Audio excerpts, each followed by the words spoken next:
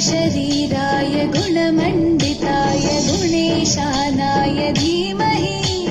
गुणातीताय गुणाधीशाय गुणप्रविष्टाय धीमहि एकदन्ताय वक्रतुण्डाय गौरीतनयाय धीमहि गजेशानाय भालचन्द्राय श्रीगणेशाय धीमहि